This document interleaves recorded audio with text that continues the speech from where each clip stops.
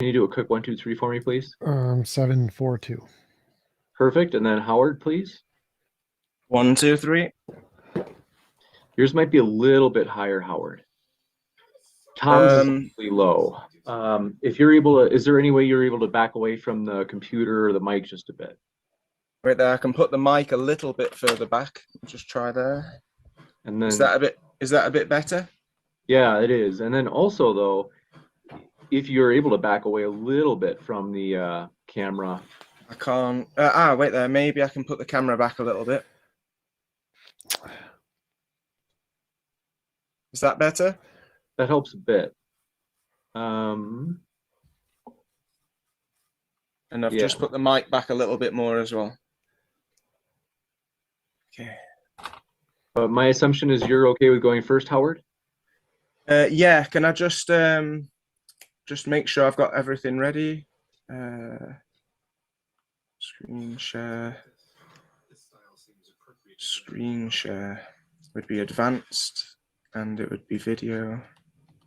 Or would it be files? Yeah, advanced video. And I look in.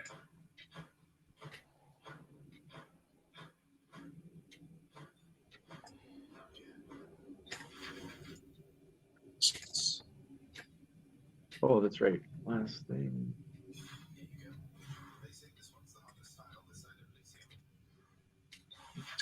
Computer. Yeah.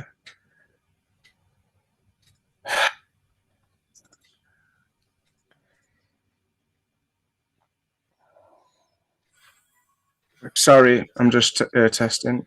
What's going on there? No problem. Okay, and then stop share. And that's if I move it there. Okay, I think I'm ready. Cool. All right. Well, then I'm going to start the stream and we'll just see if the connection is good. It virtually always is, but just to be safe, we'll give it 30 seconds or so just for me to look. And then after that, I will go on with the cold open and I'll say, hey, everybody, today we're debating whether or not there's evidence for intelligent design. And we're starting right now. And then I'll go with Howard's opening statement. Thanks so much for being with us, Howard. The floor is all yours. And at that point, you can pick it up and run with that ball. Ooh-wee. Thank you. My pleasure. This will be fun. And then, yeah, let me know when you're going to pop it into screen share once you do start your speech, because then I can do it. I can take care of that on my side. Does that make sense?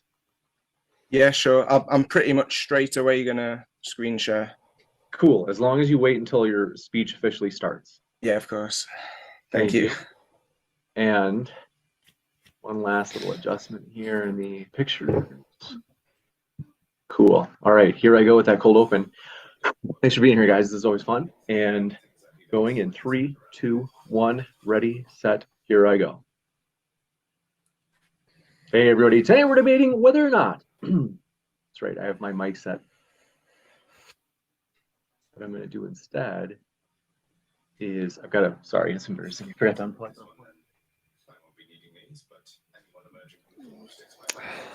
How you doing, Tom? Pretty good. Awesome. Happy New Year. This is special. You guys are like brothers. Is that true? No. Not even a little bit? You need a new catchphrase. Howard, would you be excited to be Tom's mother? Brother from another mother. That's right. I want you to say that in the stream tonight. All right. So, if he's polite. You just wait until The sound's going off a little bit. Is it me or you? What? James, his voice went off. Perfect. Okay, now we're set. Here I go. Loud. And let me just make sure that my mic is chill and normal. Here I go in 3, 2, 1, ready, set. Here I go.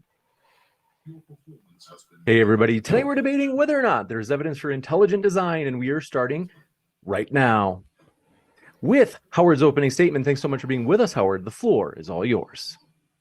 Thank you, James. Thank you for being here, Tom. And thank you, everyone, for watching. let's see how this goes. This is my first time presenting this. I'm testing this on you guys. Hold on It's one okay sec. I just want to if see if we can get rid of this lag. I have a little bit of lag on the video that I didn't see earlier. So let me work on this. And we might have to, I'm just trying to get it to catch up because it's for some reason slow. So we might have to actually do a second start. So pardon that delay, but no problem. let me see if it looks like it's on. If it's caught up yet.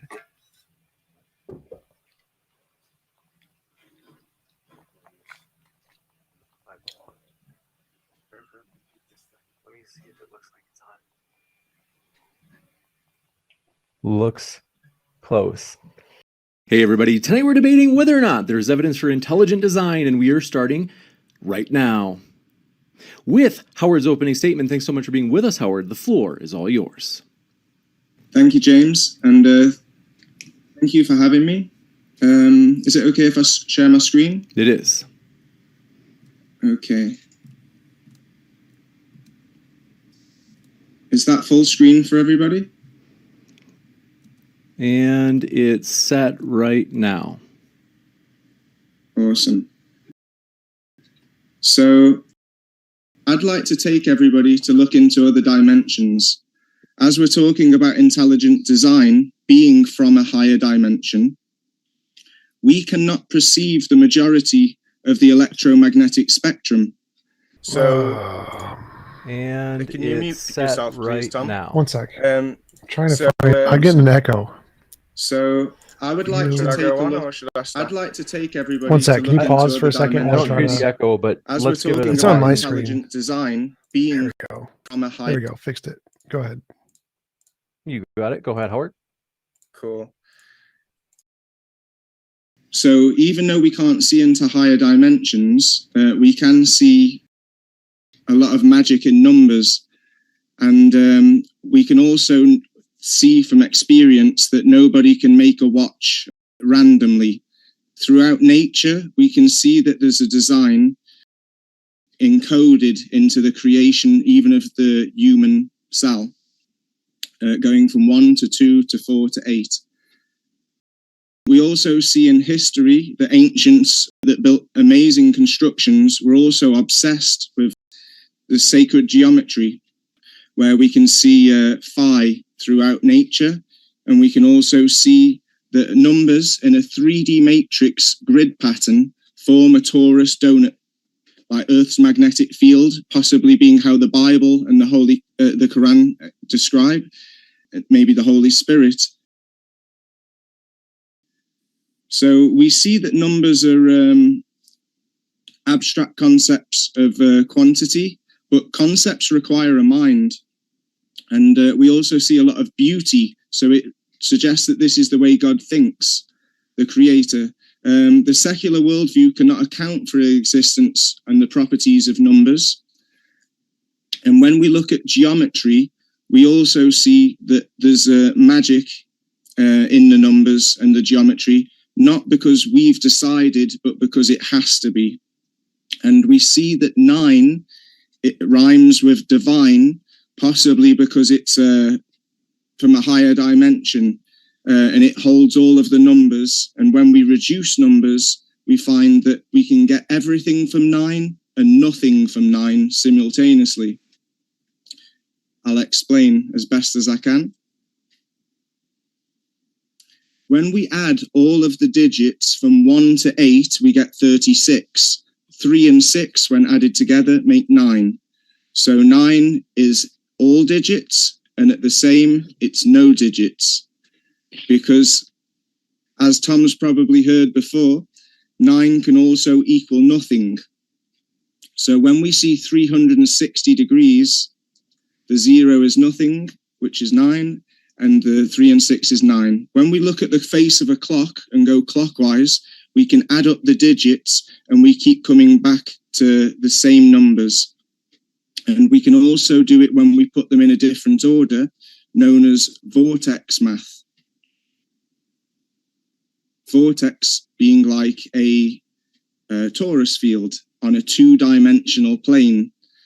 because like I said, when we're looking at higher dimensions, we have to look at the simplified kind of shadow. So when we double 8, we get 16. 16 is 1 plus 6, which is 7. So you'll see that we go around the numbers in a kind of an 8 form, like the infinity, the 8. It just keeps going around and round. No matter how many numbers you double, it'll keep going round in the same direction for infinity.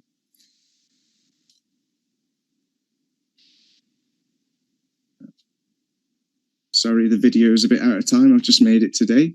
But yeah, we'll always get 1, 2, 4, 8, 7, 5 in that order, or vice versa if we do negative, which shows that 3, 6, and 9 never work. But that's why they're known as being from a higher dimension. They manage while the other numbers do all the work, which tells us that they're special, which we'll look more into in a minute.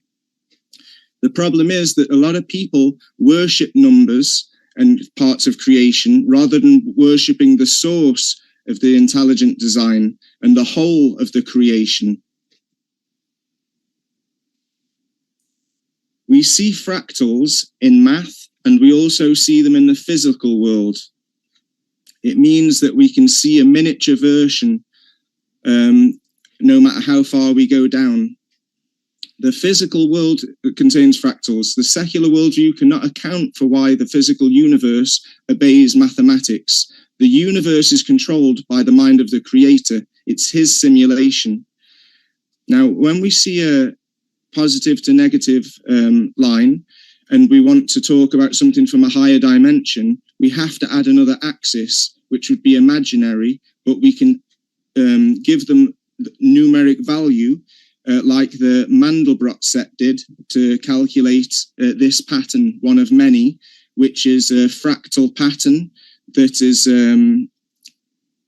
again, to infinity. We can zoom in or zoom out for infinity. It's never ending. So that imagine the processing power needed to come up with designs like this. Designs like we see in snowflakes, which form naturally. No two are the same, like an iris or a fingerprint. All perfectly symmetrical, fractal, and beautiful. When we look at number sequences in the concept math, we can see that in the first 0 in the pi sequence on the 33rd place, which gives some credit to the story of Jesus Christ resurrecting on the 33rd year. We also see many other patterns in pi, which I recommend people take a screenshot. I'm going to be making another video further ahead where I'll go into more description, but this is just to give a bit of credit to what I'm about to show everybody. If you take a mathematic table and reduce the numbers to the digital root, and then choose a color for each number, I've chosen yellow for number 1. And then just like a spirograph, or like we did for the Mandelbrot set, we need to mirror to see more of the higher dimensional information. So as we mirror the pixels that we've highlighted for the number 1 from the mathematic table, we'll see a pattern emerge. Now, excuse the flash imagery. Like I said, I'm going to have to play with the speeds a little bit when I do the proper video. But you'll get the image now for number 1. And this is just 10 times 10. The more we calculate, the more we can see. And it's forever symmetrical. Not just symmetrical, but we see beautiful patterns like circles. We see flowers. We see squares. And we see crosses. A little bit like the pharmacy sign, chemist sign. As I say, I'm sorry about the speed. I'll be making the mastered version for my channel, hopefully in the next week or 2. So we can see there's a different pattern for every number. So technically we're looking into a different dimension, but we're using a 2D drawing to visualize the electromagnetic properties that we see throughout nature. Here's a circle, and 9, as we said, is divine. It's like a net. And this, as we go out, remains a net, like a grid, like a matrix, which is quite interesting. We can also mix numbers to give a stronger pattern and different patterns. Here we see the pharmacy logo a bit strengthened with more details when we mix 8, 4, and 6. You can use any color you want. When we see 3, 6, 9, we don't just see the matrix, the grid, we now see more of a cage. We see that 3, 6, and 9 work together. And I've just put my own birthday to show people even in one color, you can get beautiful patterns because they all work together. The same applies when we take a division table, 1 divided by 1, 2 divided by 1.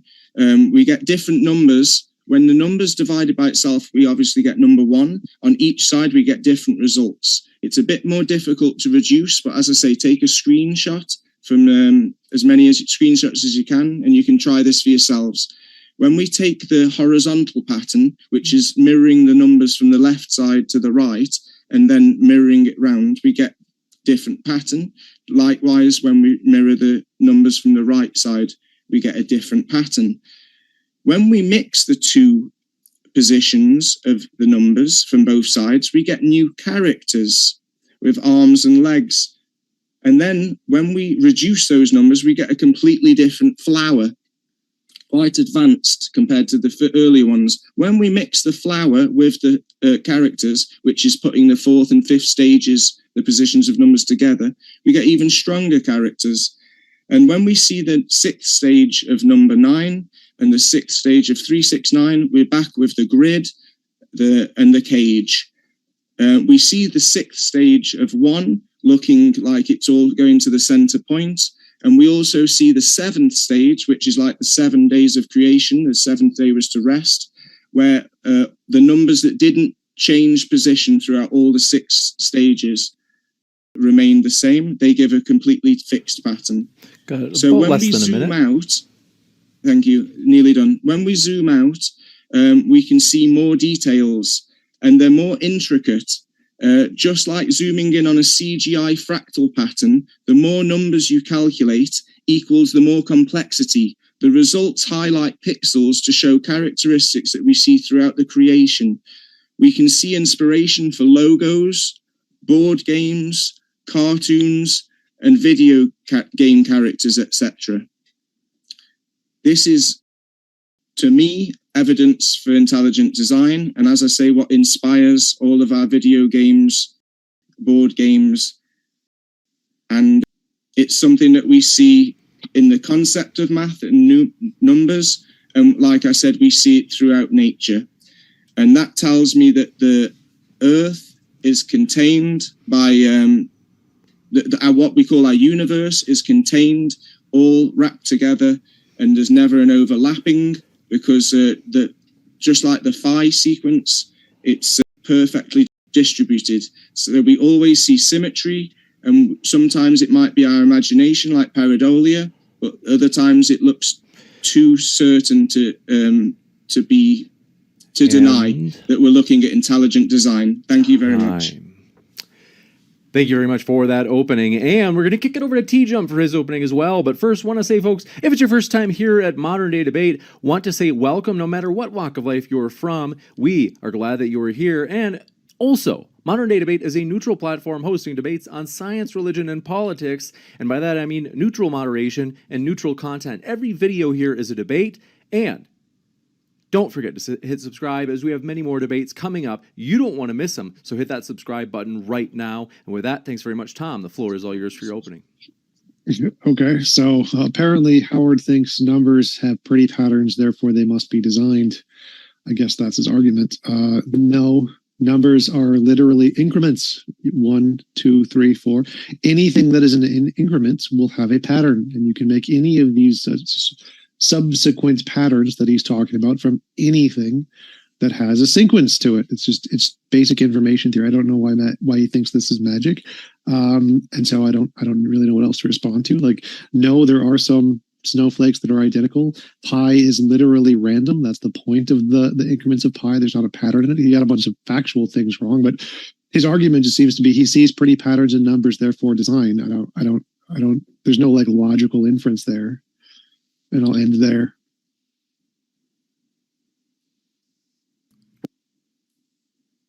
We're gonna jump into the open conversation, folks. If you happen to have a question, feel free to fire it into the old live chat. If you tag me with @ModernDayDebate, that makes it easier for me to see your questions in the live chat here on YouTube. And Super Chat also allows you to ask a question, which goes to the top of the list as we read those first. And with that, thank you very much, gentlemen. The floor is all yours. Thank you, James. Do you have an argument? Like, can you give like a premise conclusion of why you think pretty patterns and numbers indicate design? Well, like I showed in the video, and I can screen share again later if necessary. I do not wish to see that again. Just the one image of this pi sequence, which is totally not random. It's got lots of patterns in it, and it shows you that there's a life of pi, as the movie says. There's a story, just like in phi, which I can prepare more evidence for another debate in the future, where I'll look more at phi, PHI for people out there that can't hear the difference. But today I was looking at pi and looking at multiplication and looking at division and the patterns. So my question was, do you have a syllogism of why you think pretty patterns in numbers equals design? That's the part I'm looking for. Because we see fractals and other patterns in the conceptual math and the physical world, and there's no reason to see the same thing in the physical world as we do in numbers. What we do. There's literally a deterministic reason for that. It's because numbers describe reality. So it's like saying, why is the sky blue? If I say the sky is blue, it's almost like the sentence describes reality. Yes, that's how words work. But that doesn't answer my question. My question is, okay, so there's a pattern, you see pretty pattern. How do you go from you see pretty pattern to designer? That's the question. Yeah, sure. I just wanted to add what I was saying before to make sure I finished what I was saying. So when I watched a debate with you and that Taylor V, you were saying that the current scientific consensus is that the first RNA molecules randomly came together and happened to be the right kind of combination that would randomly reproduce itself and then start to grab nucleotides and randomly put them in the 1 in a billion right order, I'm paraphrasing, to reproduce itself. And that ribosomes evolved thousands to millions of years later, also randomly, and that we're supposed to just believe that everything's random and chance, when in reality we see... So I asked you a specific question. Do you have an argument? What is your premise? What is the argument? I'm trying to make it, if you don't interrupt me, it'll be easier for people to follow.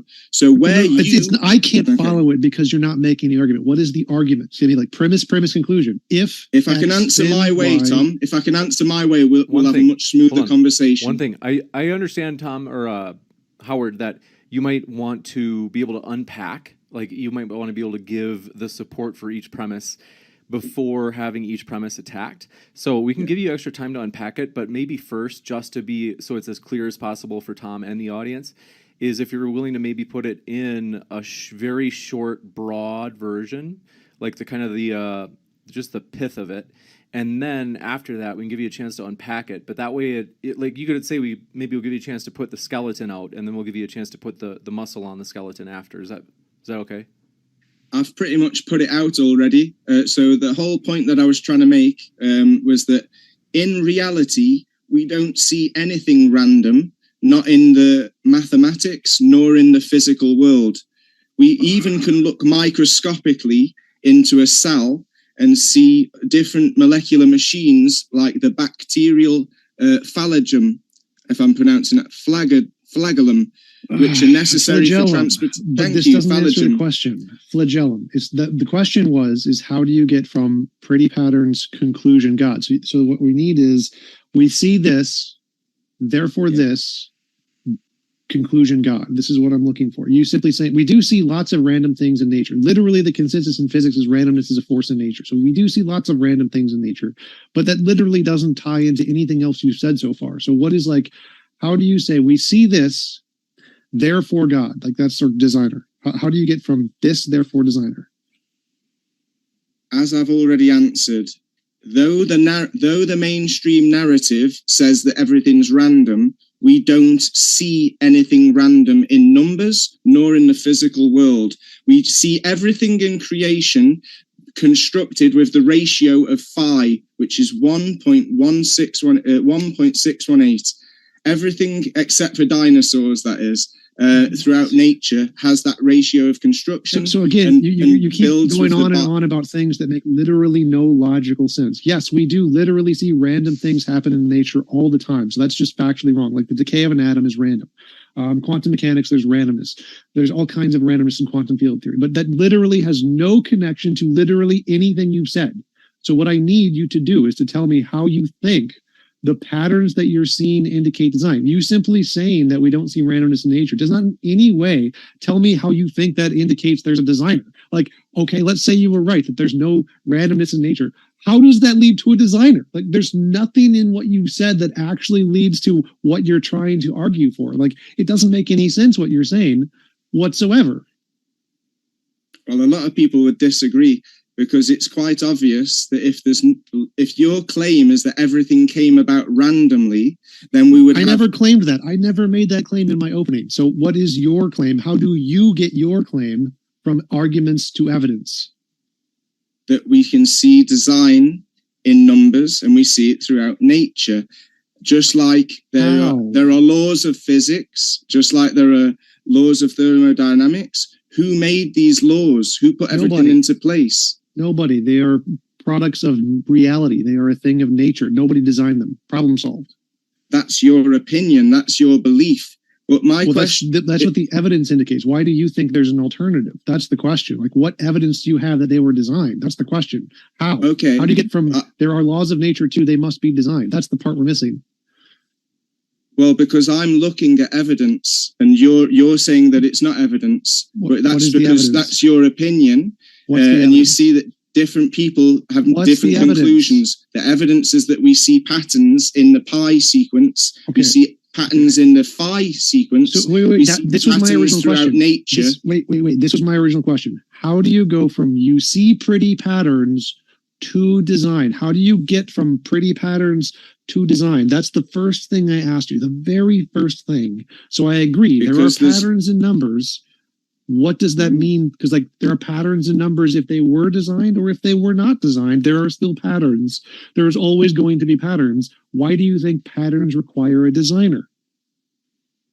Because when patterns show beauty, like flowers and characters, like we clearly saw in the multiplication and the division results, if we see beauty and we see infinite processing power, which means that numbers are infinite. So the pi sequence is infinite.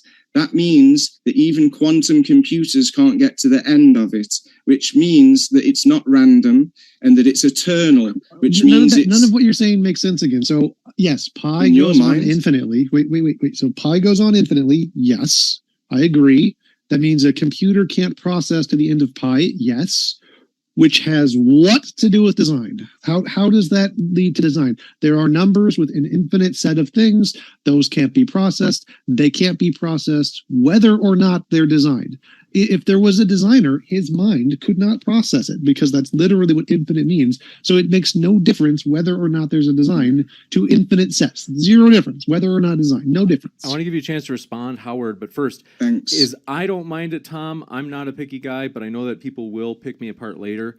Is your audio, there's just a little bit of crackling. And someone said it might be that you might be clipping. Oh, if you have it might be, I have a game playing in the background. It's probably that. Maybe. We'll give it a shot. But go ahead, Howard. Thank you. It's because Tom's throwing a lot of things at me, so I'm trying not to forget things. See, the whole point of me bringing up the bacteria, how do you pronounce it, Tom? Flagellum. Flagellum. Is that just like a mouse trap wouldn't work if you only built it one tiny step at a time.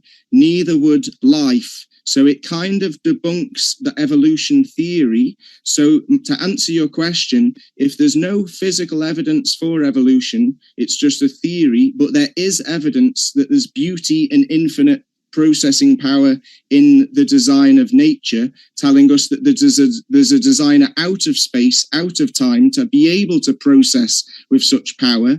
And it also, like I said, debunks evolution when you think you can't build something one step at a time. Everything works in harmony because it's been designed as such, just like we don't see any evolution in numbers. 7 was never 3.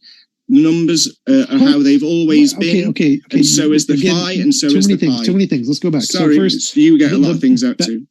The bacterial flagellum has been proven that it's been evolved. We have the evolutionary process fully described. It is totally evolutionarily explained. There is an entire court case on this, fully explained. We know for a fact evolution is a fact, intelligent design is a pseudoscience, but that has nothing to do with anything you said in your opening, so I don't know why you're bringing that up. But none of that answers the question of why you think pretty patterns indicate design. You said something about because it has beauty or something, like patterns with beauty equals design. That's silly. Beauty is subjective. There's no like beauty property in a pattern. It's something we see like, oh, I really like that pattern. So we see lots of things that are beautiful that have no design whatsoever. Like if you just drop a piece of paint or paint jar on the ground and it makes a pretty pattern, like, oh, that's really pretty. It doesn't mean it's designed because it's pretty. Pretty does not equal design. I want to give you a chance to respond, Howard. Tom, I think there's maybe, is your mic maybe rubbing against something, or is there something that's rubbing against anything else? Because there's still feedback. You're turning off your Nintendo game. It didn't fix it. No. You don't know what the sound's coming from? Nope. It's not a big deal, but I'll give you a chance to respond, Howard. It's just that I know, like I said, there are some connoisseurs out there that love to pick on modern day debate, despite the fact I have no training in audio. But go ahead, Howard. What was Tom's last remark? It's just thrown me. I think he said you won him over. Sounds fine on my stream. They say it's fine on my side. What was your last point, Tom? Pretty doesn't equal design. So you said if there's patterns, prettiness in them, they're designed. That makes no sense. Okay, I got it. Thank you for reminding me. So I beg to differ, because the world's top plastic surgeons will tell you that beauty is all about perfect proportionality. So if you get things in the right size at the right place, then you find beauty. So if we see beauty in patterns that look like flowers and other characters that we see in creation, that doesn't say random, that says design, which if you take a paintbrush and just paint without looking, that's not going to be as pretty as if you take a paintbrush in front of you and try to paint something with your design, with your imagination, with your talent, as you know. So my question to you, Tom, because you seem to be getting a lot of questions in, Tom. So if I can just ask you one. What would you accept for evidence for intelligent design? Novel testable predictions. Okay, we'll go there. And what would information from a higher dimension look like? You don't even know what that gibberish means. Supposing that intelligent design is true and that I'm right and that I'm trying to present it to you, what would information from a higher dimension look like? I don't know what information from a higher dimension means. That's gibberish. But if you have a theory and you think you're right, then you would need to tell me what you would expect to see, and then we could do a test to see if we see it. I don't know what your gibberish hypothesis means. How am I supposed to know what we're supposed to see if your model is right?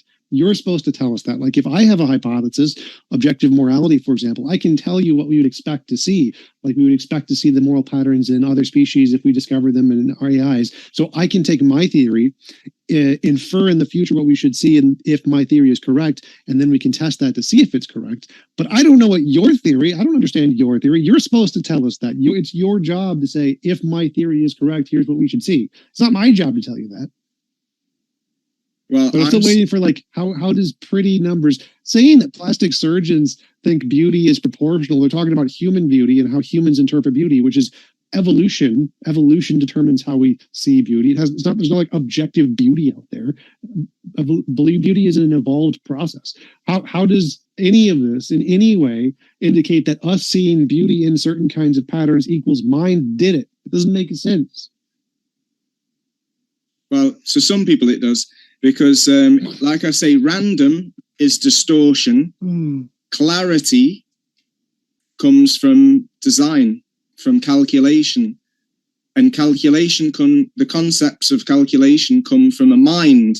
So that means that mind was before man. So no, it doesn't. None of that makes sense. What you call a quantum field that gives a magic answer for everything if you give it billions of years, other people call the creator because it must be conscious.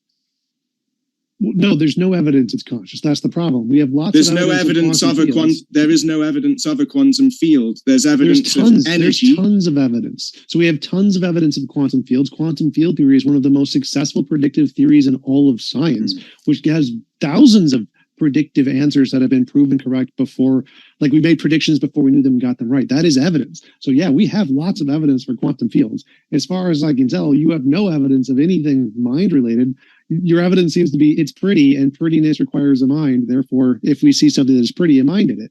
Like I see a rock, I think it's pretty. Does that mean a mind did it? No. Problem solved. But when we see that the scientists say that they only understand 5%, is it? That 95% is dark energy and dark matter. So you're making interpretations on limited perspective, which is what I showed in my video. We have limited perspective and very limited understanding of things that machinery and technology can read. We don't know how to interpret everything, so we theorize. So the theory of evolution and the theory of quantum mechanics and stuff isn't demonstrable. It's only predictive, and sometimes they're right. But we can also make predictions and observe conceptual numbers. And we can make predictions in numbers. Observe conceptual numbers. But I said we can make predictions with numbers, and we can also make predictions on their effects on matter in the physical world, which we can measure, which other people can repeat. With a scientific method, we can apply natural sciences. Tell us more about these effects numbers. Wait, because I'm interested in this. You said something very interesting. You said that you can see the effects numbers have on the real world. I know of no effects. Abstract objects by definition have no effects. So please, that would be great evidence. Tell me about these effects numbers have on the real world. Well, like I said, when we can see fractals on a computer screen that have been processed with math, and then we see fractals all throughout nature, like the Romanesco broccoli, fern trees, lightning, snowflakes, then yes, we can measure it, we can observe it, it's repeatable, and your beliefs are only based on theories, calculations. They're not falsifiable. They're all theoretical. Go back. Whereas, stop. So you said I can't finish my point. I can never finish my point, can I, Tom? That's because your points go on forever, and you just don't ever answer the question. So the question was, how can we see the effects of numbers in reality? And you said something like, we can see fractals in nature. Is that because there are fractals in numbers that they happen in nature? No, nobody thinks that. It's because numbers describe reality. We see fractals in reality, therefore we can use numbers to describe reality. It isn't the numbers that cause anything. Numbers are not prescriptive. They don't exist and guide the universe to make it into different shapes. That is false. So simply seeing things that can be described with numbers is not evidence that numbers do anything in reality. So no, your example is not in any way evidence of anything. And yes, we have tons of evidence. When you call something a theory or hypothesis, it's irrelevant. We have novel testable predictions. If we can predict the future and get it right before we know it, it doesn't matter if you call it a theory or hypothesis. It beats yours that can't do that. In your opinion, that's where we disagree strongly, you see, because like I was trying to finish my point again, astrology is where you can make predictions about the future using time, numbers, arches, and angles, archangels.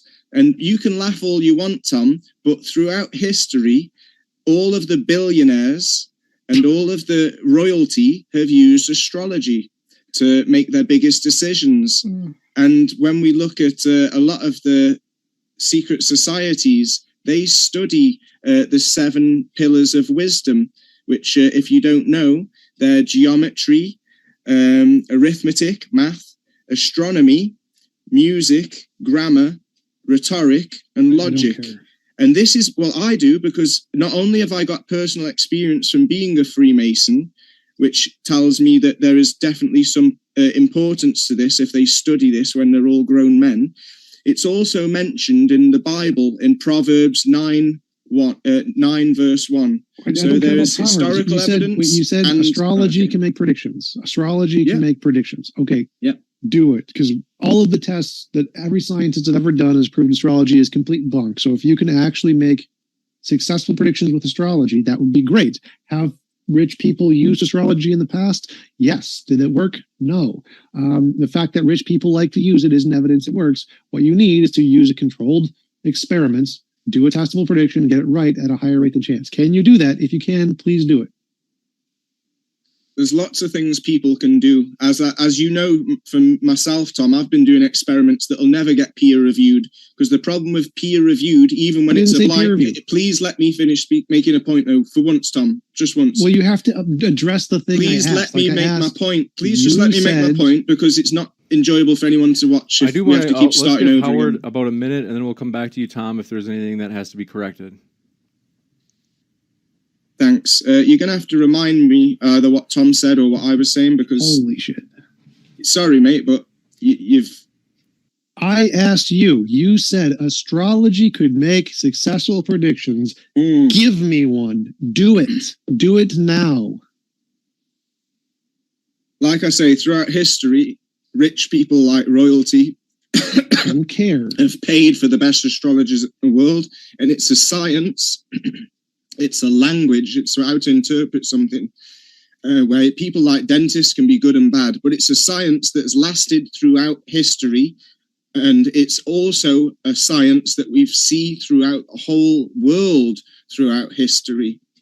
And like I was trying to say, the problem with peer-reviewed papers is that they're under peer pressure. So the scientific community is under peer pressure to maintain certain narratives so that they don't lose their PhDs and stuff, as you know.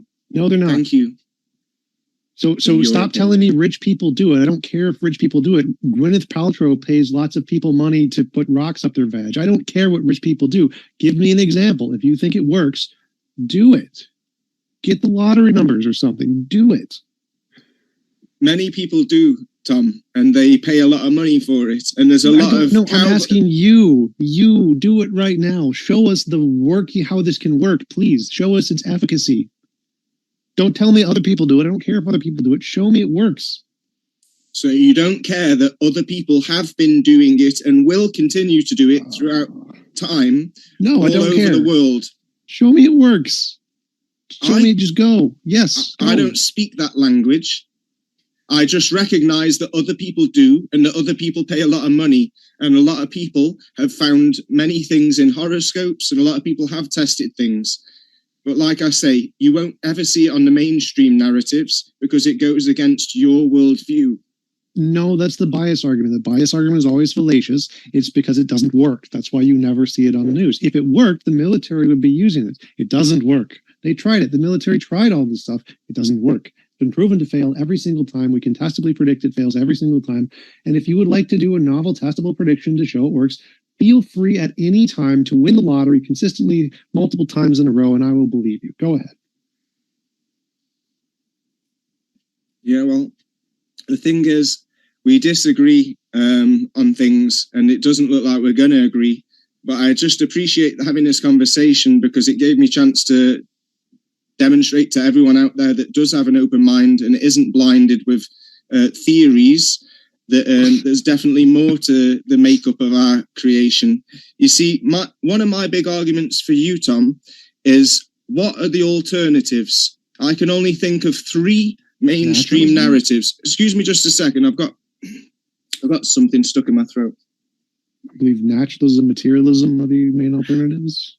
Okay, so if I'm right, there's only 3 mainstream narratives for the creation of life. The first is intelligent design, a creator. The second would be evolution. And the third would be aliens, which is still intelligent design. But are there any other logical alternative possibilities that you can think of? Because I only know of those three. And then I'll go on with my point after. You mentioned mainstream, like no, intelligent design isn't mainstream. Intelligent design is pseudoscience. The mainstream hypotheses are abiogenesis is the origin of life, not evolution. And that's the only mainstream accepted hypothesis that has any evidence whatsoever. Like I just had a conversation with this, I forgot his name, but there was a poll from the Ohio scientists, something from the NCSE that showed that 90-something% of scientists polled agreed there is zero evidence for intelligent design whatsoever. So there is no mainstream intelligent design. It's not mainstream, it's pseudoscience. It doesn't even count as a hypothesis because you don't make testable predictions that are confirmable. So it's not an option. Until you have something that can make successful predictions, then you don't have a viable model at all. So the only viable models are like panspermia, which I also don't think makes predictions, I'm not sure, or abiogenesis. Abiogenesis is the only one making real progress. That's the only real model that there is. It's the only game in town, as Dawkins put it. Okay, so you're saying that the only real explanation is evolution. Abiogenesis. Thanks. Evolution is what happens after life exists. Great. So let's just suppose that the field of research known as biogeology debunks a long timeline.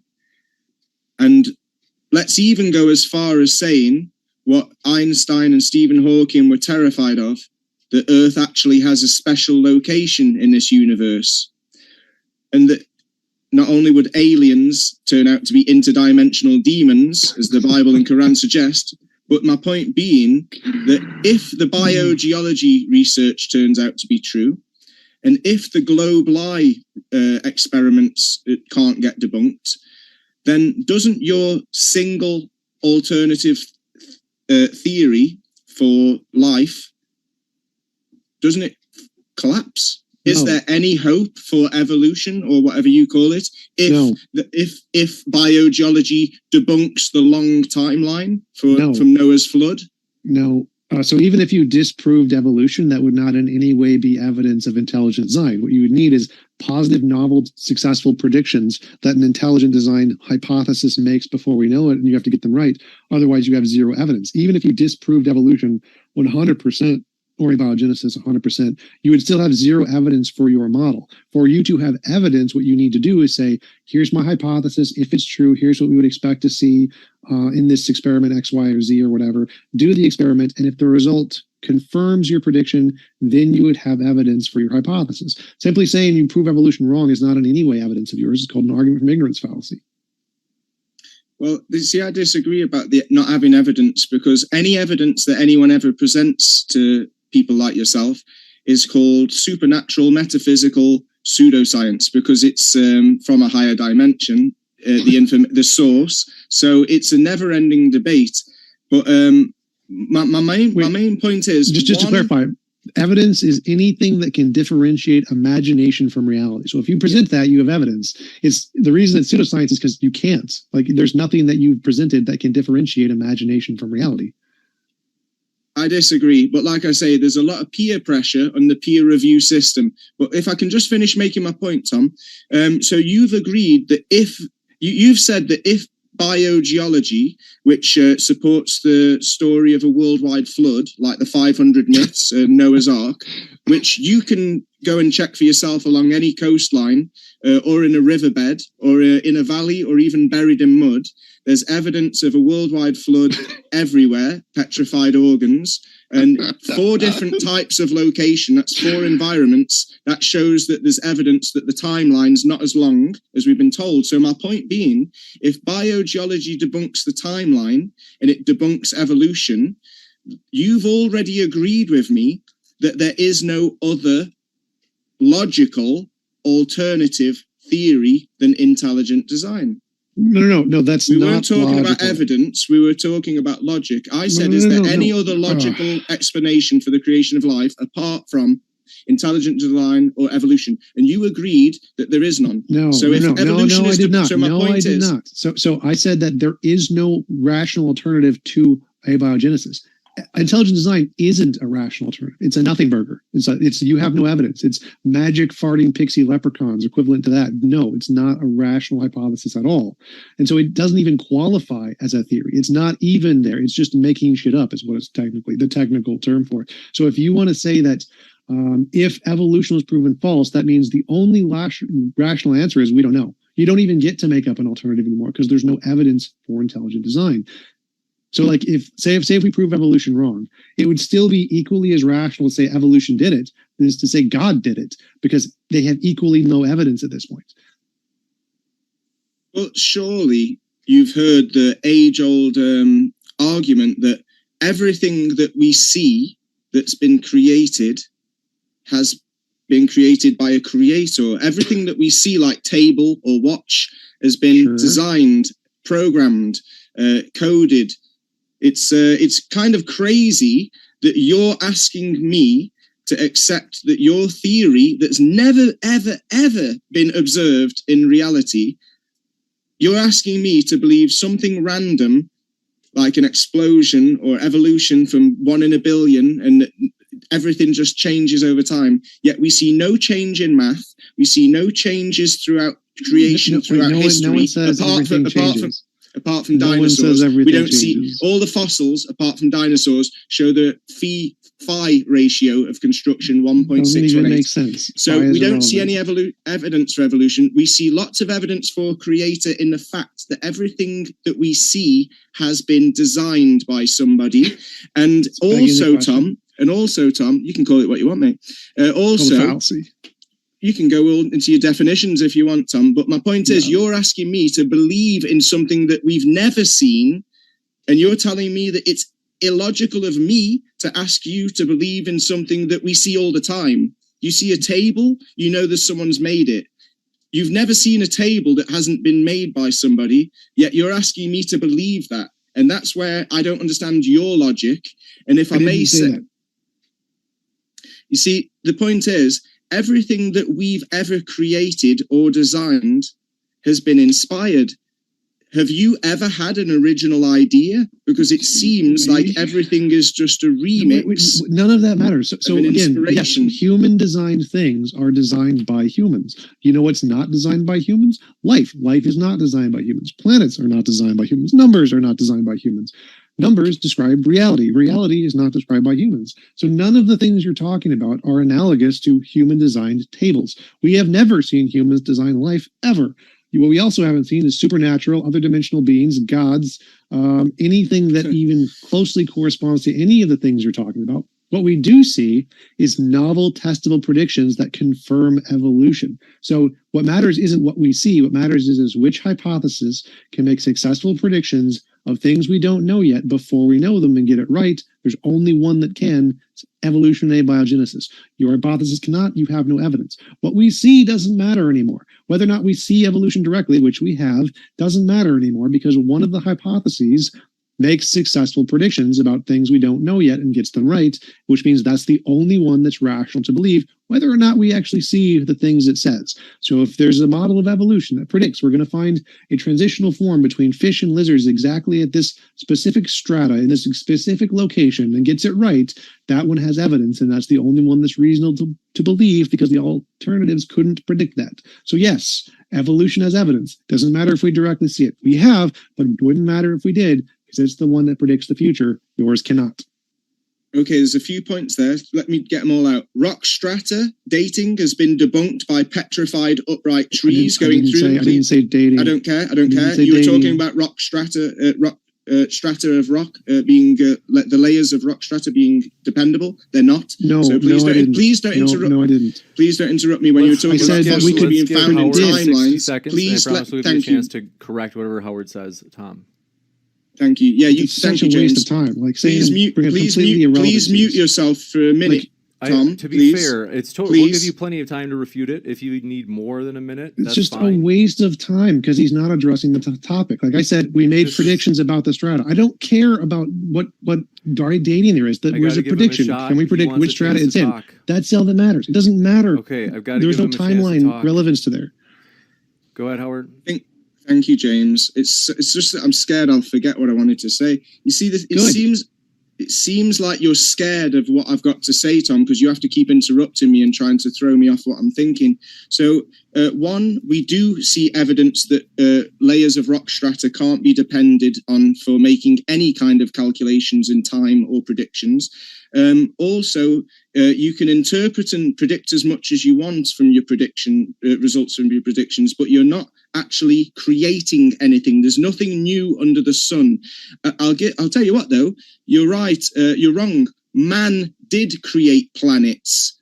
Man created planets, but they were inspired by the wandering stars. So we can talk about that another time. But my main point is everything has been inspired by nature, and all we do is remix things that we're given. We haven't created anything new. Just like in science, we've never proven evolution. We can only prove mutation. So all of your evidence is either theoretical, or it's biased, or it's limited understanding. You have never demonstrated anything new under the sun, and you're asking people to ignore what we see every day, that things get designed and created by a creator. All throughout history, that's what we see. You're asking me to believe in the unseen, and you're telling me that I'm spiritual and that I'm religious. I think you're fanatical and you're blinded by pride. To Tom. Please. Thank you. Okay, well, all of your irrelevant gibberish has absolutely nothing to do with anything I said is done. What I said was a hypothesis that can make successful predictions of things we don't know yet gives us reason to believe it. Evolution does that, like one of the predictions, which is predicting that there would be a transitional form at this exact location. Notice, I didn't mention dating. I don't care. It's a prediction that we will find this fossil at this location, and it was correct. That means it has evidence. You have none of those. You have no examples of being able to predict things before we know it yet. It means your hypothesis is garbage. That's why intelligent design is a pseudoscience. Until you can make successful predictions, you are not on the same level as science. Like I say, people do make predictions in math, in observations using math, and also measurements, which is numbers. And we also can, like I say, use things like astronomy to make predictions, and we get results. We can also do many other kind of experiments that prove that there is energy, and energy is kind of conscious. There's rice You can keep laughing over me when I'm talking. You can keep interrupting me. I can say there are magic pixies in my butthole, but until you actually showed them, it's not evidence. What are these predictions that you have? Let's give Howard a chance. He's had a chance. 60 seconds. Throughout history, there's many, many, many people that have made accounts of higher dimensional experiences, whether it's been through drugs or through religious or spiritual practices. There's secret societies like Satanists that do all sorts of blood magic and dirty rituals. There's secret societies like that one that I was in that study the magic behind music, math, geometry, and astronomy, never mind how to persuade people with grammar, rhetoric, and logic of how to think for things. To answer your question, I think that, yeah, that there's evidence everywhere, but that you're just not accepting it because you're literally saying that anything metaphysical can't be counted as scientific. No, yet you're asking us to ignore everything scientific that we know, like that when people make rules or make order or design something, it's because they've got intellect and they've got an idea. And that you're asking me to believe that everything that we see has come from no idea, from no space, from no time, and it's all random. And that is absurd. But that's okay. That's your opinion. Has absolutely nothing to do with anything I said. Like, oh my God, we need to like stop giving people time to spew nonsense that has literally nothing to do with the question asked. It's just a waste of everyone's time. I asked, what are the novel predictions? Saying lots of people do it. It's like saying, I can say there are lots of people who have seen magical pixies up my butt. Present them? No, I'm not going to present the magical pixies, even though there's whole bunches of them that happen. Never going to happen. Stop telling me people did it. I don't give a shit. Show me. Do it. Okay. Stop telling me other people do it. I'm sorry that you don't like the way I'm answering your questions. It's just that you're asking a lot of questions, Tom. I'm asking one question. Give me and I've given evidence. you the best answer as many times as I can. So let's move on. That's the best answer I can give you. What other people have done it isn't an answer. If you think it works, show it. Stop telling us other people have done it. I don't care. There's accounts throughout history all over the world, and it's all very similar. And there's a lot of pattern recognition when people talk about ghosts, when people talk about experiences in astral projection, when people talk about lucid dreaming, when people talk about spiritual encounters. All over the world, we see constructions with the same demigods depicted in the constructions that are magically constructed better than we can even build today. So yeah, there's evidence everywhere, Tom, but you're just not accepting it. So can I ask a question now? I've answered your question as many ways as I can. Why aren't we being taught this kind of math in school, like sacred geometry, some of the stuff I showed in my video? What's the big secret? Why is it that secret societies study it, but we don't study it in school? Surely children, that's why. Surely children would love to see the patterns that numbers make. Might it be that it's too influential and it gives No. Oh, okay. It's because it's dumb and does nothing. It has no practical application in the world. The reason we teach kids math is because it has practical application so they can do stuff. We don't teach them garbage math that does nothing, like numerology, because it's garbage. That's the reason. If it worked, we teach it. It doesn't work, we don't teach it. It's very simple. Well, you should watch the video that I made again in your own convenience, Tom, because you'll see there is lots of useful practice. There's lots of applications. Why can't you demonstrate them? I did. I showed how you can calculate numbers in different ways when you use the different techniques. And you can also show me a pragmatic application in the world, a novel prediction you can do. Every time I've asked for that, you can give nothing. You just gibberish on about nothingness that you have, and then keep blaming me for not accepting your gibberish. Like, I ask you for evidence with one question, and you can't answer that simple question with anything, but some other people have done it, even though I don't have any myself. I've spent the whole night answering your questions as best as I can. And I don't mind because people that are interested are getting to hear a lot more from me than they are you.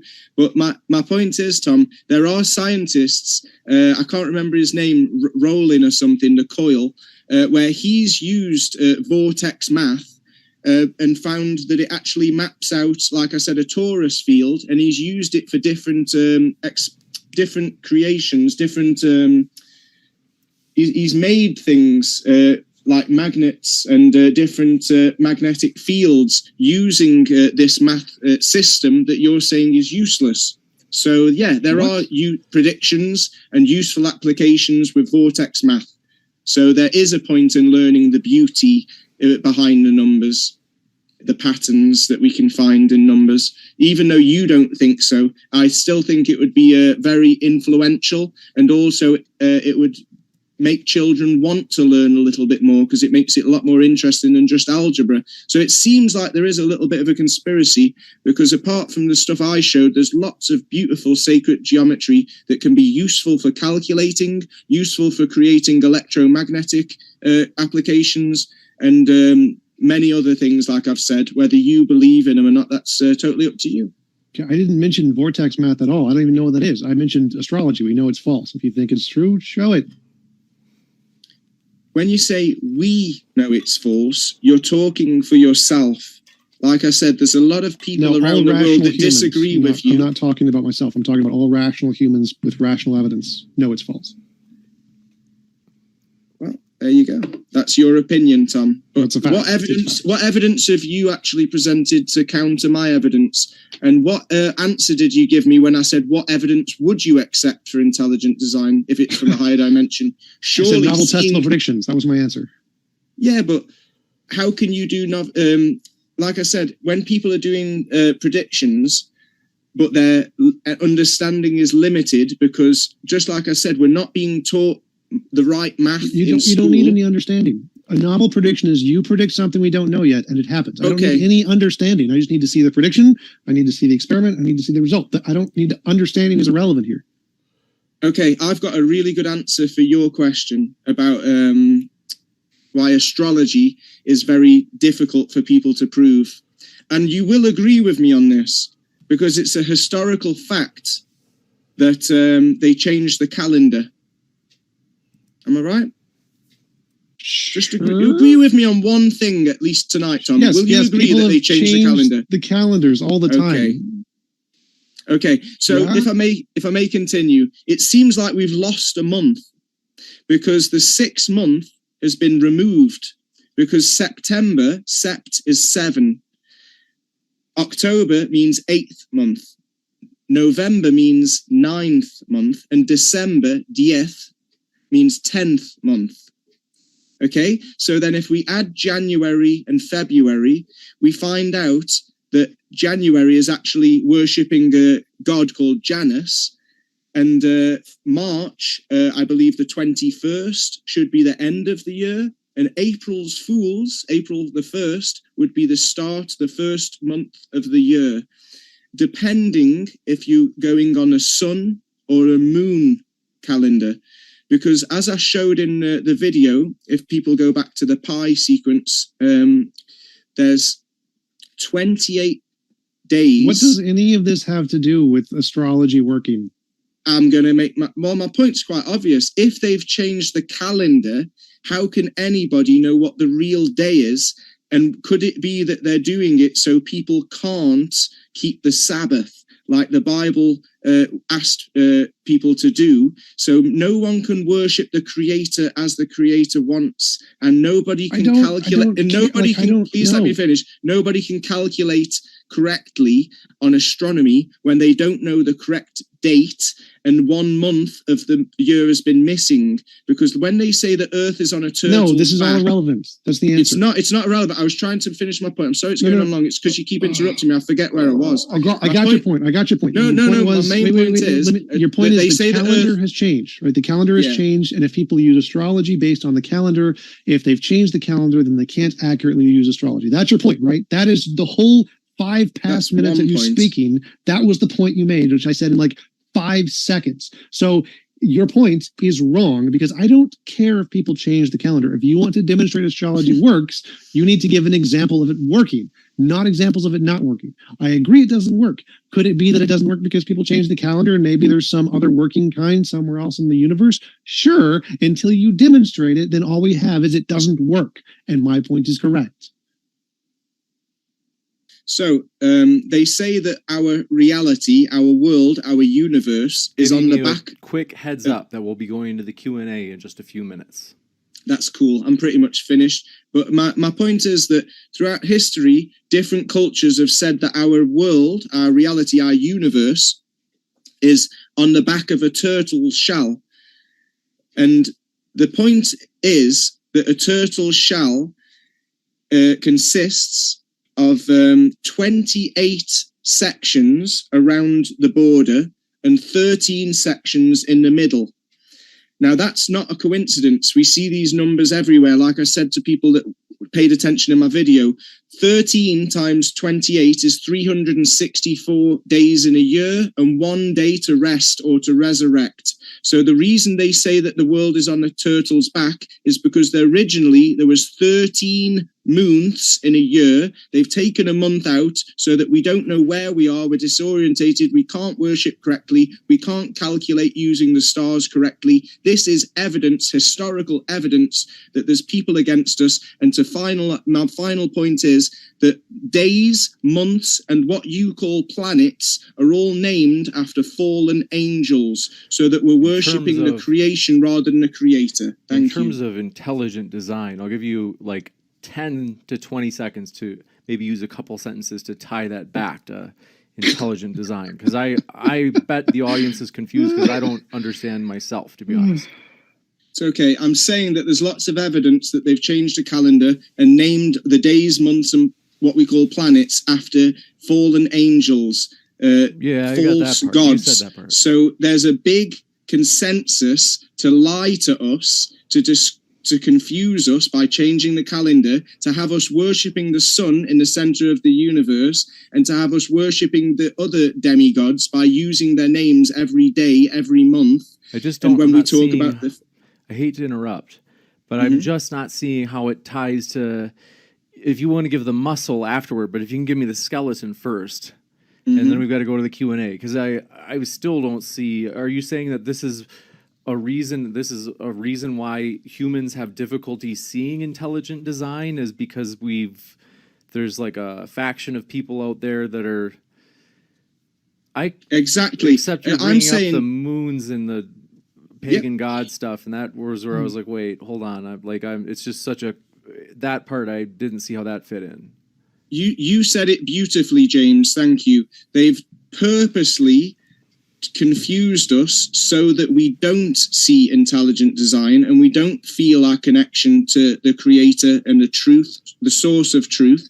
Because if we showed the patterns, like the government factions or the false gods, like the pagan god stuff, it seems like people in powerful Okay, places we are getting inspired from a higher dimensional beings.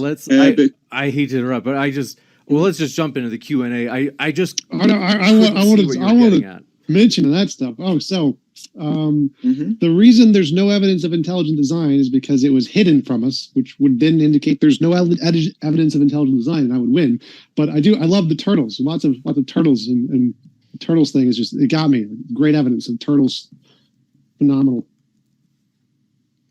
This one coming in from, do want to say a couple of things. One, housekeeping stuff for the channel. Our guests are linked in the description. That includes at the podcast. You can find both Tom's and Howard's links in the description box there, as all of the modern day debates that end up on YouTube also end up on our podcast, which is available on Spotify, Apple, you name it, every single podcast app. Check it out if you haven't. And if you're listening via podcast, check out our guest links. And this one coming in from Theros Rex says, Howard, would you like to debate a geologist on mud fossils or your heart-shaped stones? Also, Tom, have fun with this. Yes, I'd love to, because like I say, we see patterns throughout nature. When we look at the hearts of all creatures, and we also look at the harp-shaped stones that we find in 4 completely different environments, they always have a flat top, like a heart, with a dent or even a hole where the aorta goes in. They always have a flat or a concave back, and they always have a convex, multifaceted front that leans down to one side and twists at the bottom. These are just a few of the many characteristics that everybody that bothers to look along a riverbed, along the coast, in a valley, or buried in mud will find evidence for intelligent design throughout nature. I think they're asking if you'd be willing to come on Modern Day Debate or some other platform to debate them. I'd love to. Okay. This one coming in from, do appreciate it, Nathan Collins, appreciate it, says, question for Howard and T-Jump.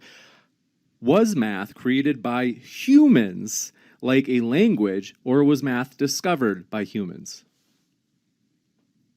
Math was invented. It's a language to describe reality. The patterns in reality exist, but that isn't math. Math is just the description. Howard, thoughts? Well, as I said in The Life of Pi, 22 divided by 7 gives us pi. The human skull consists of 22 pieces and 7 holes. There's 7 days in a week, 7 colors in a rainbow, 7 music notes. We have 7 layers of skin, and there's 7 heavens, but it must all be coincidence.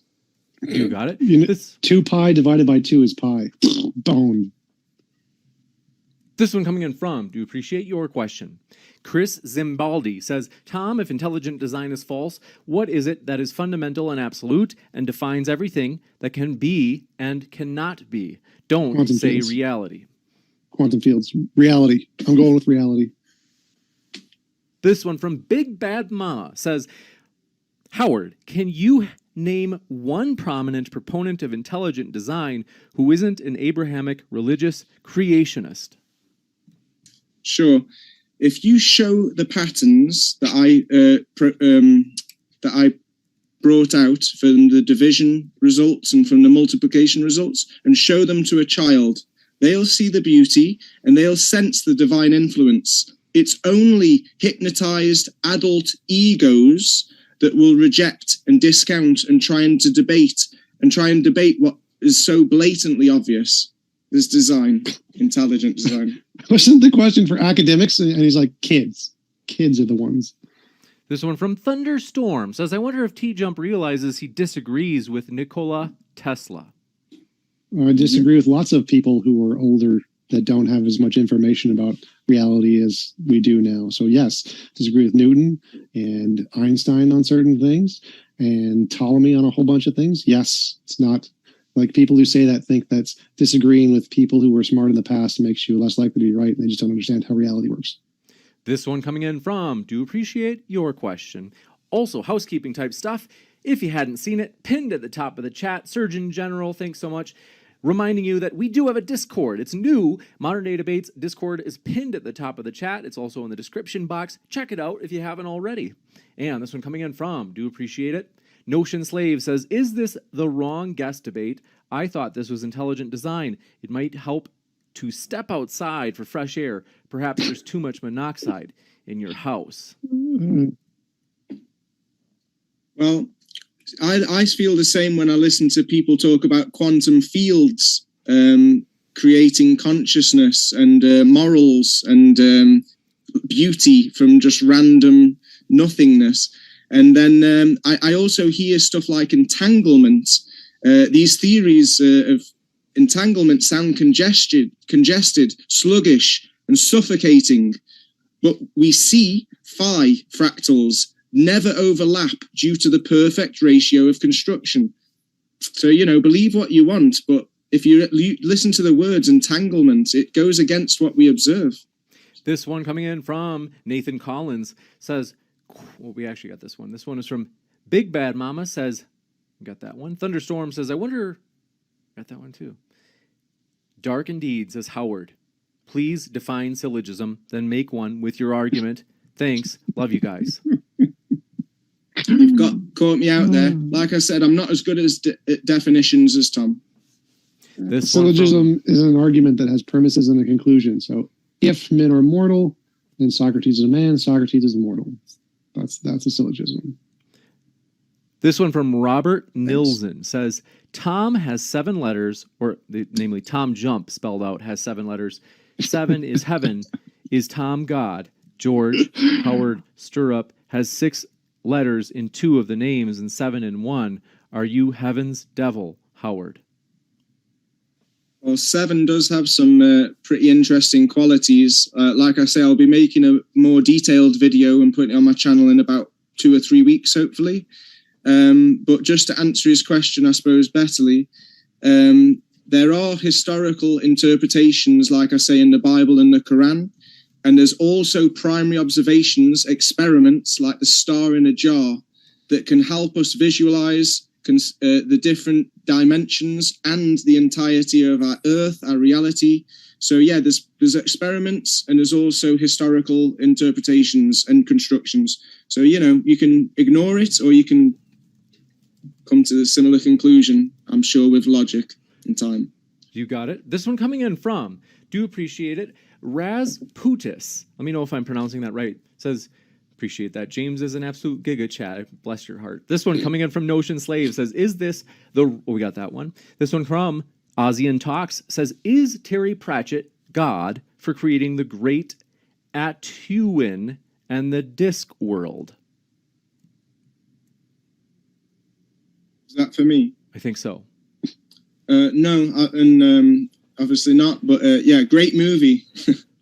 This one coming in from Robin Nilsen says, James equals intelligent? Yes. Designed? No. Rather sculpted out of the sharpest material this crazy world can provide us. Love this channel. Thanks for your kind words, Robin. That's embarrassing. This is Wes Warlock says, thanks for setting up these debates. Always great topics. Thanks for your support. All credit to the guests as they are the lifeblood of the channel. If you haven't yet, check out their links right now. You can even open up, if you're worried, you're like, well, I want to watch the debate though, James. If you're watching live, you can open up a new tab and put the guest links in those new tabs.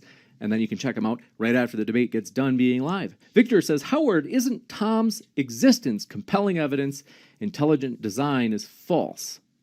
That's probably the best argument I've heard all night. On OBS, it shows like it's working. So let me just check and see if it's showing on the homepage for Modern Day Debate. There it is. Okay.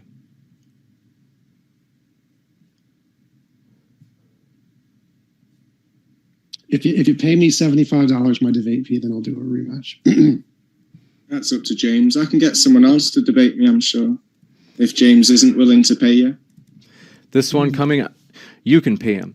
This one coming in from Ozzy and Talk says, Smillo says, I have now lost €5. I don't know what that was from. But Smillo, let us know. Oh, I think they're just because it's like referring to their own super chat being €5. Yep. This one free from P. Bathlu says, Mr. Stirrup, please describe the secret society you were a part of. P-Bot Thulu. Thank you. Maybe the same as what Tom's in. I was a Freemason for 3 years, and I got to the 3rd degree, and then I realized that the grand architect of the universe that they're talking about isn't the creator. He's a deceiver. He only designs and calculates, and all the mathematical equations that confuse and brainwash and hypnotize people can't be demonstrated, like Einstein and Stephen Hawking and many other scientists admitted, like we can't prove in primary observations. So yeah, we're literally stuck with theories and calculations, and we're being brainwashed to ignore stuff that we do know. Like I said, that everything that's designed needs a designer. So it's quite interesting time. You got it. And those of you who are watching live, it cut off. I don't know why, but OBS just all of a sudden had an encoder error. And maybe it's because it's a new download, as Tom mentioned. So this one coming in from, but don't worry, we didn't read any questions while we were disconnected. We were saving those for once everybody was potentially back. So we do have some people watching live. 60-second skeptic says, question for both guests. Are your views accepted and backed by mainstream? Victor says, Howard, isn't Tom's existence compelling evidence intelligent design is false? That's probably the best argument I've heard all night. On OBS, it shows like it's working. So let me just check and see if it's showing on the homepage for Modern Day Debate. There it is. Okay.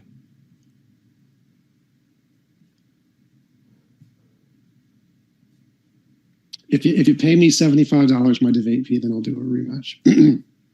That's up to James. I can get someone else to debate me, I'm sure. If James isn't willing to pay you. This one coming, you can pay him. This one coming in from Ozzy and Talk says, Smillo says, I have now lost €5. I don't know what that was from. But Smillo, let us know. Oh, I think they're just because it's like referring to their own super chat being €5. Yep. This one free from P. Bathlu says, Mr. Stirrup, please describe the secret society you were a part of. P-Bot Thulu.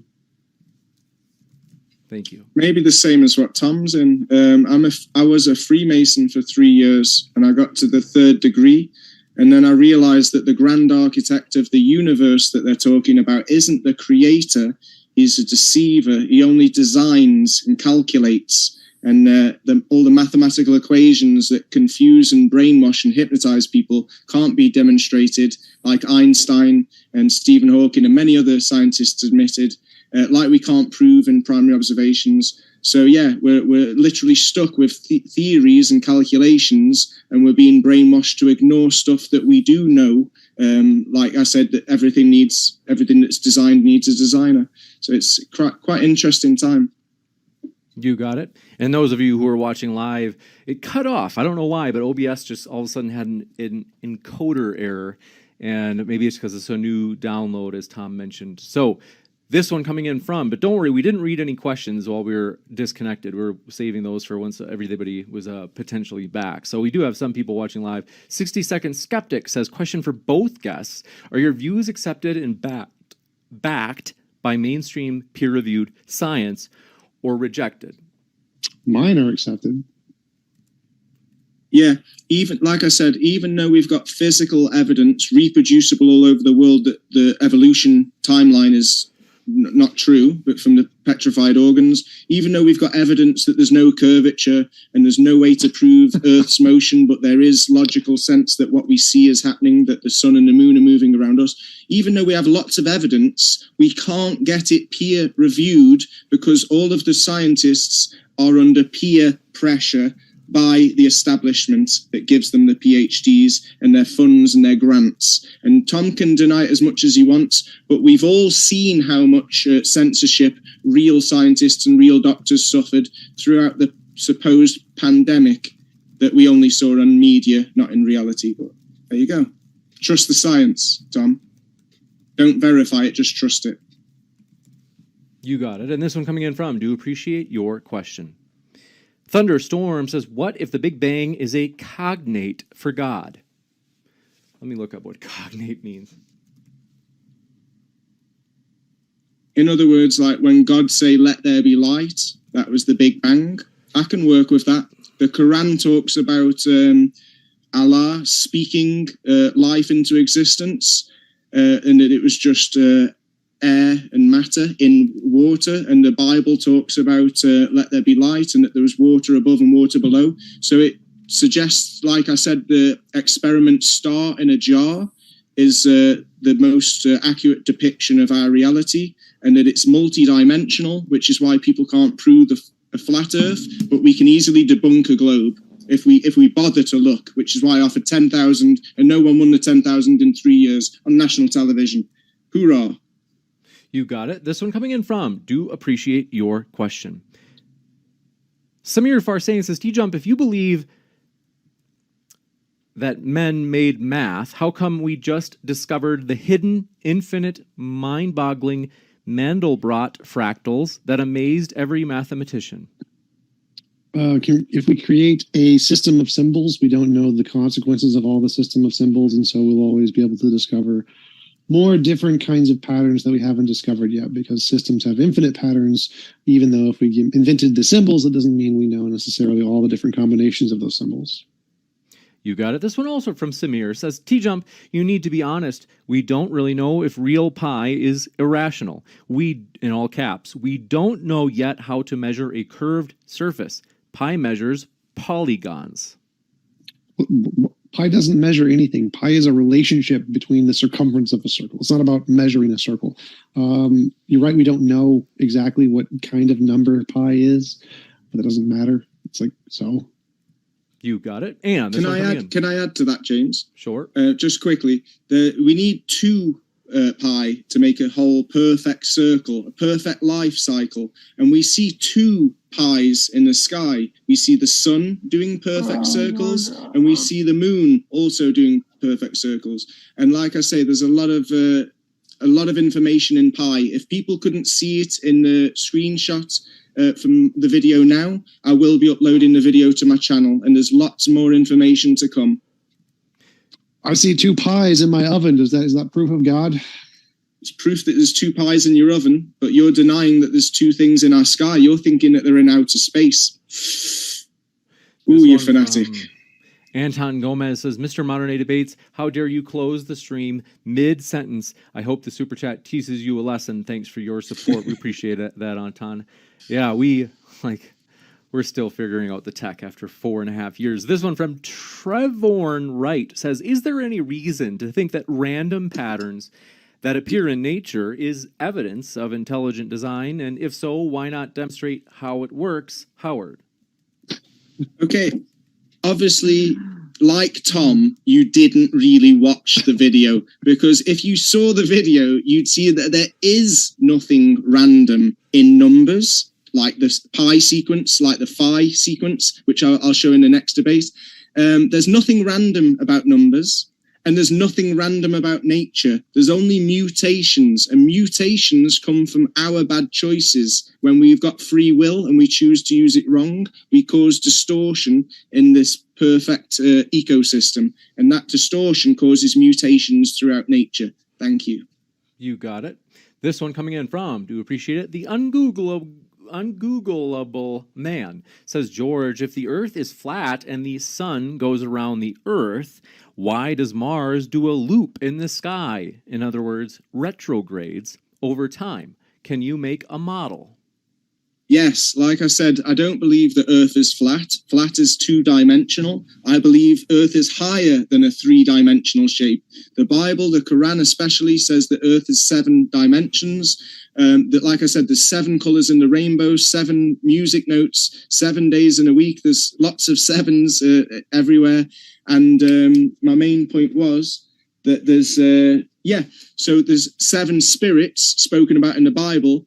So I imagine that when God said, let there be light, there is 7 different expressions in that statement that give us 7 dimensions, which is why the star in a jar is a bubble in water, and there's lots of different light coming out of it. And that tells me that Mars and the sun are like electrons and protons in a macro atom, our atmosphere. Like they said, the moon is in our atmosphere. So they're hinting at you there. My poop was 7 ounces today. This one coming in from, actually a quick housekeeping thing. If you love science debates, folks, have to tell you, if you'd love to be in one of these debates, want to let you know, you can email us at moderndaydebate@gmail.com. So that's just the name of the channel and podcast. No spaces, no hyphens. It's just moderndaydebate@gmail.com. Let us know, as we are looking for new people who are interested in debates on science topics, in particular like creation, evolution, whether or not the Earth is flat, whether or not the sun is at the center of the solar system, whether or not the Titanic really sank, anything that has to do with, you could say, things that you might use the natural science to argue for one way or another. This one coming in from Edward J. Peters says, Howard, explain the belt of Venus on a flat Earth model. I'm not a flat earther, but as I've seen Venus before the sunrise in the blue sky, when the sun's clearly behind it, situated, and we can see Venus glowing very bright, bright as a star. And we can also make the same observation at different times of the year when the sun's setting. Just after the sunset, we can see Venus bright while the sun's behind it, showing that Venus emits its own light. Like I say, it's an energy source. It's giving out frequencies like the star in a jar, not a flat Earth. We're looking up at something that could be a projection.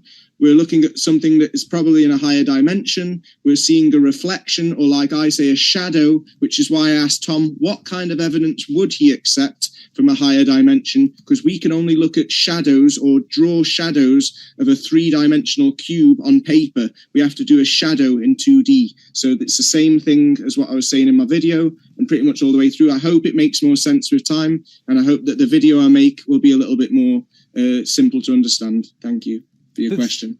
This one coming in from 60-Second Skeptic says, George, what's the best novel testable prediction that you can cite to back up your predictions or methods? Can you give a specific example?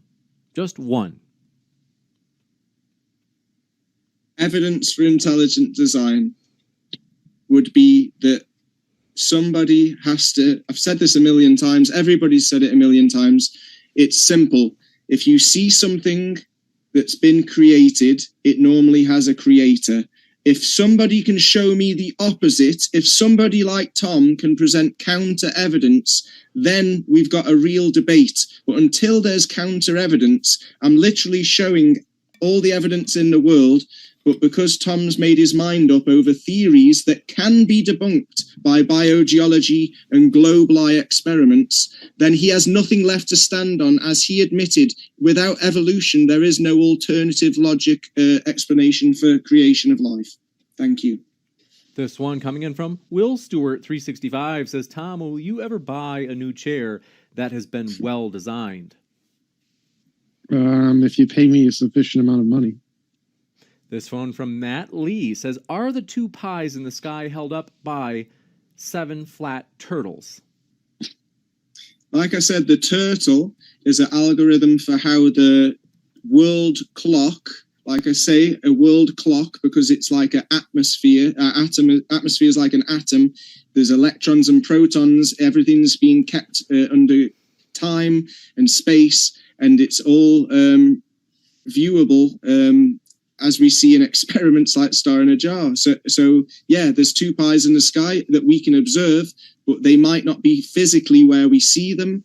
We're just making observations. We haven't been measured or touched anything, but I imagine that it's more close to what we see than what we're being told. Thank you. With that, want to say thanks so much for tuning in with us, folks. That's all we have for questions from the live chat. Want to say our guests are linked in the description. So if you haven't checked out their links, now is a great time to open up a couple of tabs because you can put their links in those tabs. I'm going to have a quick post-credits, you could say, little scene on upcoming debates in just a moment. It's going to be short and sweet, so stick around for that. And in the meantime, want to say a huge thank you to our guests, Tom and Howard. It's been a true pleasure. Thank you, James. And thank you, Tom. Yep. See you guys later. Stick around, folks. We'll be back in just a moment.